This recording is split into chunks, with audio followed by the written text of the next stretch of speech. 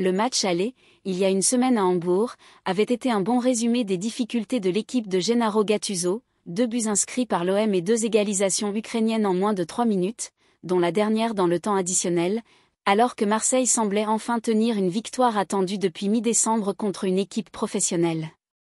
Les joueurs et le coach avaient quitté l'Allemagne abattus et probablement résignés, ce qu'a confirmé la défaite de dimanche à Brest, 1-0, puis le départ de Gattuso. Quand on prend des buts comme ceux qu'ils ont pris récemment, le système n'existe pas. Ce sont des erreurs individuelles, c'est mental.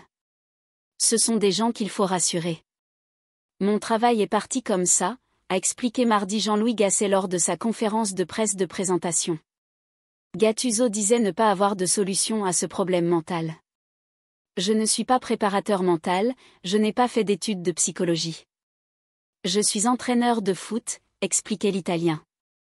Le préparateur mental, c'est moi, a rétorqué Gasset, dans une première rupture avec les méthodes de son prédécesseur.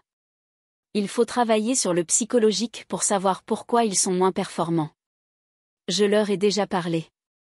Je leur ai dit pourquoi j'étais là et ce que j'avais réussi avec des groupes moins forts.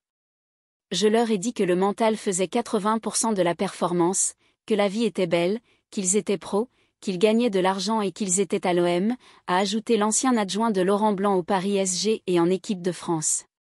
Les joueurs ont été étonnés que je raconte à chacun une petite anecdote, que je les appelle par leur prénom, que je les connaisse. J'avais un petit truc pour chacun, a-t-il aussi rapporté. J'ai parlé. Il va me falloir de la tisane et du citron. Ce sont les premiers remèdes mais le bon docteur Gasset n'a pas non plus oublié de réprimander un peu ses patients, les mettant face à leurs responsabilités. Il faut une prise de conscience. Je leur ai dit d'ouvrir les yeux.